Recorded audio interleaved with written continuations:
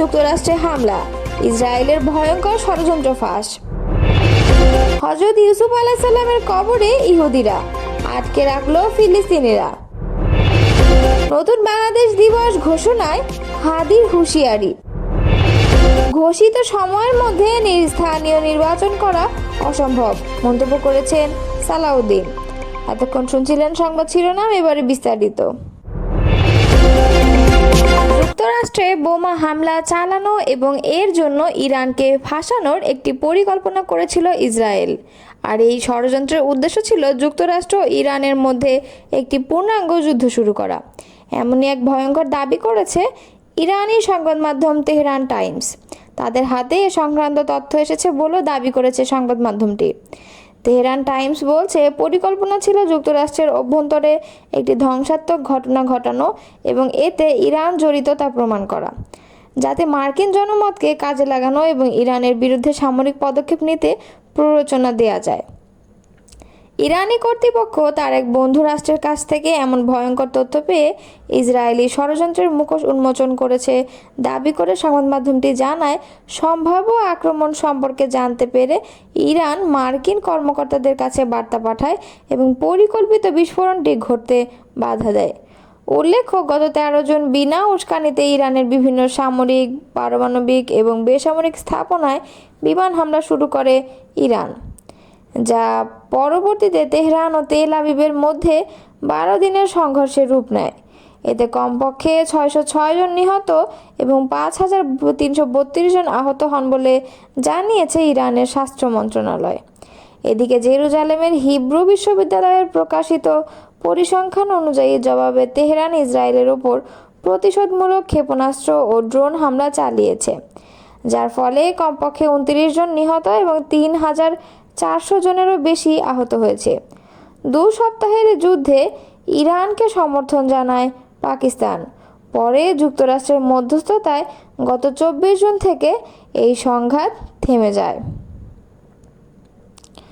ইরানের উপর থেকে তেল নিষেধাজ্ঞা শিথিলের ইঙ্গিত দিয়েছেন মার্কিন প্রেসিডেন্ট ডোনাল্ড ট্রাম্প। বুধবার হেগে অনুষ্ঠিত ন্যাটো সম্মেলনে ট্রাম্প জানিয়েছেন, ইরানের উপর যুক্তরাষ্ট্রের সর্বোচ্চ চাপ নীতি এখনও বহাল রয়েছে।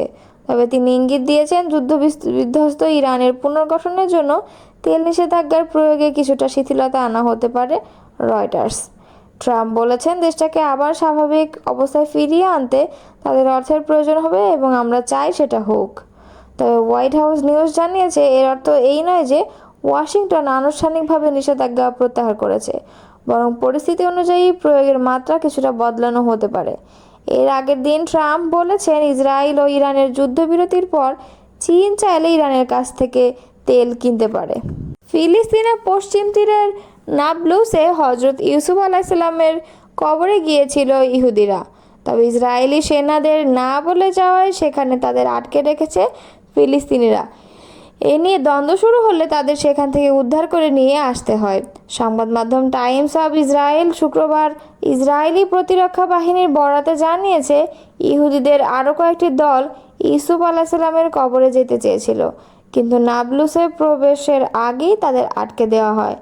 বার্তা সংস্থা ওয়াল্লা জানিয়েছে, ইসরায়েলের ইহুদি এবং ফিলিস্তিনি মুসলিমদের মধ্যে পাথর ছোড়াছুড়ির ঘটনা ঘটে। ওই সময় বেশ কিছু ইসরায়েলি আহত হয়। ইসরায়েলি সেনাবাহিনী জানিয়েছে, তাদের উদ্ধার করে পুলিশের হাতে তুলে দেওয়া হয়। তবে অপর সংবাদ মাধ্যম ইসরায়েলি হাইম জানিয়েছে, ঘটনাস্থল থেকে প্রথমে ওই ইসরায়েলিদের উদ্ধার করে ফিলিস্তিন অথরিটি পুলিশ এবং এরপর তাদের ইসরায়েলি সেনাদের কাছে হস্তান্তর করা হয়। এদিকে হযরত ইউসুফ আলাইহিস সালামকে ইহুদিরা জ্যাকব নামে ডাকে। নাবলুসে যে কবরটিকে ইহুদিরা হযরত ইউসুফ আলাইহিস সালামের কবর মনে করে, সেটিকে কিছু মুসলিমরা অস্বীকার করেন। তারা বলে থাকেন, এখানে হযরত ইউসুফ নয়, এখানে 18 শতকের মুসলিম পণ্ডিত শেষ ইউসুফ দাওয়িকতকে সমাহিত করা হয়েছে।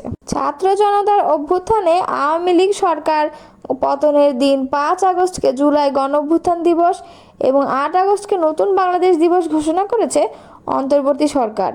এতে আপত্তি জানিয়ে নিজের প্রতিক্রিয়া জানিয়েছেন ইনকিলাব মঞ্চের মুখপাত্র শরীফ ওসমান হাদি। শুক্রবার বিকালে ইনকিলাব মঞ্চের ফেসবুক পেজে একটি ফটো কার্ডে নিজের ছবির সঙ্গে একটি বক্তব্য তুলে ধরে তিনি এ প্রতিক্রিয়া জানান। বক্তব্যে হাদি হুঁশিয়ারি দিয়ে জানান, সরকার ৮ আগস্ট নতুন বাংলাদেশ দিবস পালন করলে আমরা সারা দেশে বিপ্লব বেহাত দিবস পালন করব।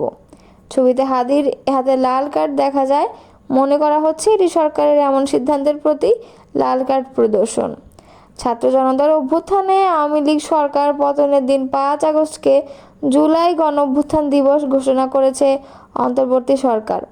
আর আওয়ামী লীগ সরকার পতনের পর নোবেলজয়ী অধ্যাপক মোহাম্মদ ইউনূসের নেতৃত্বাধীন অন্তর্বর্তী সরকারের গঠনের দিনটিকে নতুন বাংলাদেশ দিবস হিসেবে ঘোষণা করেছে সরকার।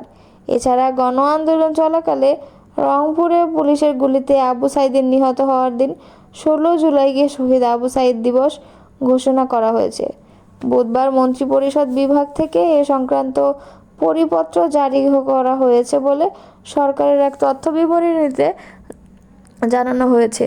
তথ্য বিবরণীতে বলা হয়েছে, প্রতি বছর যথাযথভাবে এ ৩ দিবস প্রতিপালন করতে সংশ্লিষ্ট সব মন্ত্রণালয়, বিভাগ ও সংস্থাকে অনুরোধ করা হয়েছে।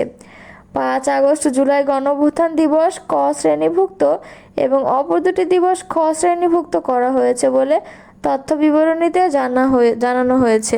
বিএনপি স্থায়ী কমিটির সদস্য সালাউদ্দিন আহমদ বলেছেন, জাতীয় নির্বাচনের ব্যাপারে সব দলই একমত।